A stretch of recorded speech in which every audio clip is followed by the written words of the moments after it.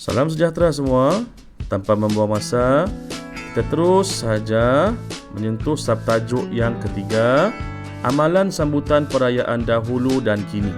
Dahulu dan kini. Sudah semestinya ada perubahan. Sudah semestinya berlaku perubahan sambutan perayaan pada zaman dahulu dan kini. Okey. Sebelum itu kita tengok dahulu objektif pembelajaran. Pada akhir pembelajaran, murid akan dapat membandingkan amalan sambutan perayaan dahulu dan kini. Dahulu dan kini dulu, perkembangan teknologi tidak seperti pada hari ini. Dulu tak ada WhatsApp, tak ada Telegram. Jadi semua ini akan kita ceritakan dalam tajuk ini. Baik, lain dahulu, lain sekarang. Kemeriahan sambutan perayaan dalam kalangan masyarakat dahulu masih kekal dan diteruskan sehingga kini. Ini maksudnya kemeriahan. Kemeriahan itu masih kekal dan diteruskan sehingga hari ini. Okey. Terdapat beberapa perubahan yang berlaku. Disebabkan faktor pembangunan, perkembangan teknologi dan perubahan sosial dalam kalangan masyarakat di negara kita. Jadi inilah yang akan kita bincangkan dalam bahagian ini. Baik, tengok gambar ini. Pada Hari Raya Aidilfitri, masyarakat Melayu dahulu akan menyajikan kuih-muih tradisional. Kuih tradisional macam dalam gambar ini. Kuih baulu, dodol, okay? Dan kuih-kuih ini memerlukan kepakaran dan kesabaran untuk membuatnya. Contoh di sana, kuih dodol. Dodol ni bukannya mengambil masa yang singkat untuk disiapkan. Ianya mengambil masa yang lama, yang panjang. Saya pernah ikut pengalaman saya memasak dodol ni dari pagi, petang, malam sampai tengah malam. Baru dia siap. Okey. Penyediaan kuih-muih tradisional memerlukan kerjasama ahli keluarga dan masyarakat sekampung. Betul. Saya masih ingat waktu saya kecil. Ketika mak saya membuat kuih-muih, dia dibantu oleh adik-beradiknya. Dia dibantu oleh kakak dan abang-abang saya. Okey. Contoh amalan mengacau dodol dia kata tadi. Samalah seperti situasi saya tadi waktu saya kecil-kecil dahulu. Tengok pula pada zaman sekarang. Pada hari ini, kuih-muih tradisional ini boleh dibeli pada bila-bila masa. Contoh, sebulan lagi nak raya, orang sudah buka tempahan. Siapa nak order kuih? Siapa nak order kuih bahulu? Siapa nak order biskut? Siapa nak buat tempahan kuih makmur? Contohnya, siapa nak tempah kek? Jadi, kita tinggal bayar. Itu perbezaan dahulu dan sekarang. Ini mungkin kerana faktor pembangunan, faktor perubahan teknologi. Okey, nombor 2. Golongan muda pula lebih berminat dengan kuih-kuih moden, almond London, apalagi kuih biskut-biskut yang moden. Sudah kurang yang tradisional tadi. Macam gambar yang pertama tadi. Dodol dah kurang. Mungkin kerana dodol ni dia mengambil masa yang lama untuk disiapkan. Jadi golongan muda mereka lebih berminat dengan kuih-kuih moden yang ringkas dan lebih mudah dan lebih senang untuk disiapkan. Yang ketiga, kuih-muih ini mudah dibuat dan diperoleh. Macam yang saya nyatakan tadilah, dodol dia mengambil masa yang lama, yang panjang, tenaga yang banyak. Tapi kuih-kuih moden ini dia lebih ringkas. Okey. Situasi dahulu. Bagi kaum Cina, kaum keluarga akan berkumpul di rumah ibu bapa untuk upacara makan besar pada malam sebelum Tahun Baru Cina. Mereka berkumpul sekeluarga.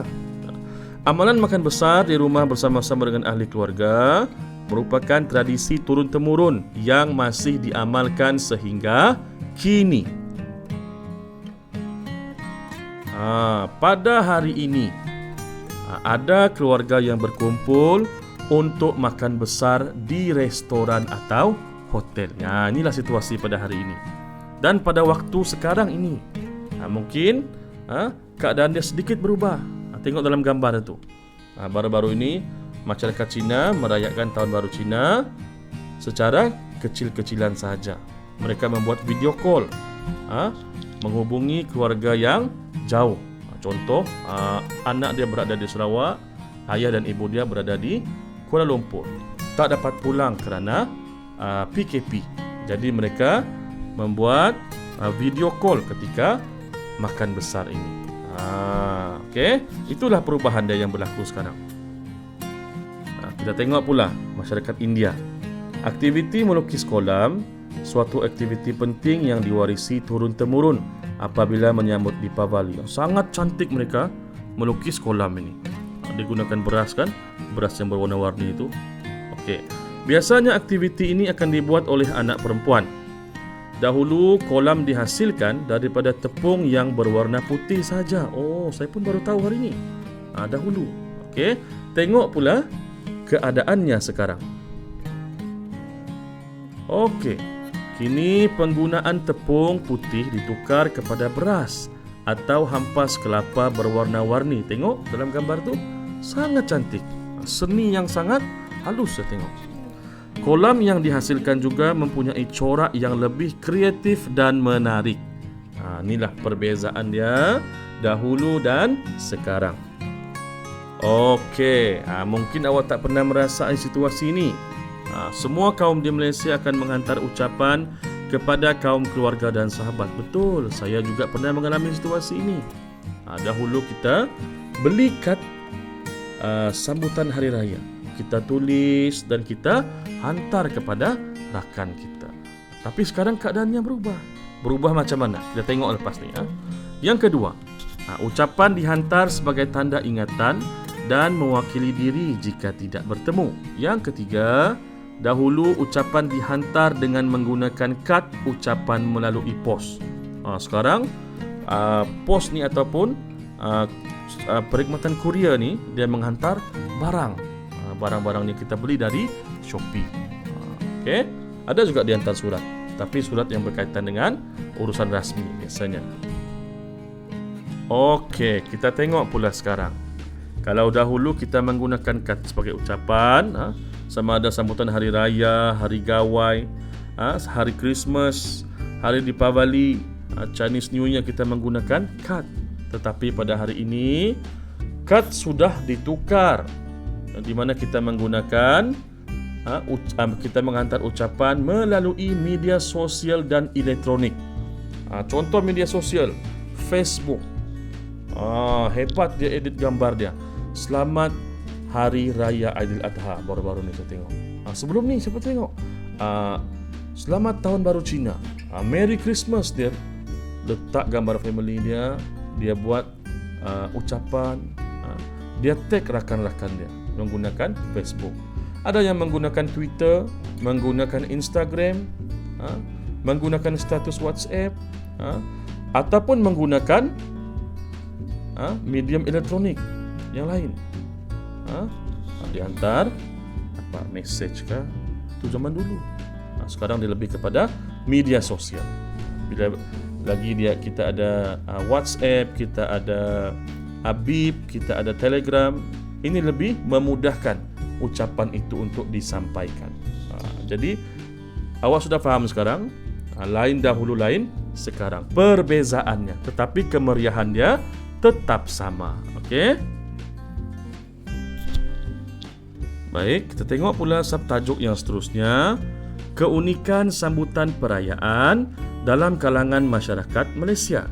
Objektifnya kita tengok, pada akhir pembelajaran murid akan dapat menghuraikan keunikan sambutan perayaan dalam kalangan masyarakat Malaysia. Menghuraikan keunikan sambutan perayaan dalam kalangan masyarakat Malaysia. Tengok. Keunikan perayaan kebanggaan kita. Tradisi pulang ke kampung. Kita semua merasai situasi ini. Kita pulang ke kampung. Tak kisah sama ada kita pulang, tahun ni kita pulang ke kampung mak kita, ataupun kita pulang ke kampung ayah kita. Itulah tradisinya. Kita pulang ke kampung, di mana tempat asal usul mak atau ayah kita, dan kita meraihkan sambutan itu, sambutan perayaan di kampung itu. Cikgu saya tak ada kampung. Kalau awak tak ada kampung, awak membesar di tempat itu, awak bersama dengan ahli keluarga awak berkumpul merayakan sambutan yang awak raikan. Abang awak, kakak awak akan balik ke rumah ayah dan ibu awak untuk sama-sama meraihkan perayaan yang anda sambut. Okey, jelas keunikan yang seterusnya, kepelbagaian makanan tradisional. Kita dapat melihat nih ketika berlakunya sambutan hari perayaan. Tengok kalau sambutan hari raya penuh dengan juadah-juadah yang disediakan. Begitu juga dengan sambutan Tahun Baru Cina. Tengok ketika mereka nak makan besar tu, disediakan makanan hidangan di sana cantik dan menyelerakan. Begitu juga dengan sambutan perayaan lain. Mesti mak kita akan menyediakan makanan juadah untuk menyambut hari yang kita raikan. Okey, ini keunikan sebelum ini. Maksud saya sebelum pandemik COVID-19 ini menyerang seluruh dunia ni. Kita sangat meriah dengan amalan ziarah menziarahi. Rumah saya ni memang meriah diziarah oleh jiran-jiran, anak-anak jiran saya. Jadi inilah situasi kita sebelum ini. Amalan ziarah menziarahi. Setahun tak pulang kampung. Bila pulang kampung dia merayakan perayaan bersama dengan ahli keluarga, kemudian dia ziarah jiran-jiran dia dan sanak saudara dia. Bukan satu kaum saja buat macam ni. Sambutan Tahun Baru Cina, Deepavali, Christmas pun situasinya sama. Kerana saya juga pernah pergi menziarahi rakan yang merayakan sambutan hari Christmas. Okey, dan kita jadikan perkara ini sebagai keunikan kita. Bila inilah dia keunikan kita yang menjadi kebanggaan kita sebagai rakyat Malaysia. Okey, keunikan yang seterusnya ni awak paling suka ni, saya tahu. Pemberian angpau ataupun duit raya. Okey. Kalau anak saya memang dia tunggu ni pemberian duit raya ni. Tak kisah pun berapa nilainya. Yang penting kita ikhlas dan kita merasa gembira merayakan sambutan bersama dengan ahli keluarga, sanak saudara dan rakan-rakan.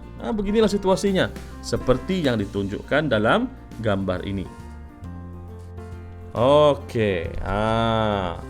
Apabila kita dah merayakan sambutan perayaan kita, kita merasa lebih bersyukur atas rezeki yang dikurniakan. Kita berharap semoga perayaan yang akan kita raikan ini akan kekal selama-lamanya dan dapat kita wariskan kepada generasi yang seterusnya. Dan kita berharap sangat agar pandemik COVID-19 ini lenyap di muka bumi ini dan kita dapat menjalani kehidupan kita seperti sedia kala. Barulah kita dapat meraihkan perayaan yang kita akan raikan dengan situasi yang sebelumnya. Meriahnya dengan kunjungan sanak saudara, kepelbagaian juadah. Okey, jadi itu saja dari saya. Sekian dan terima kasih.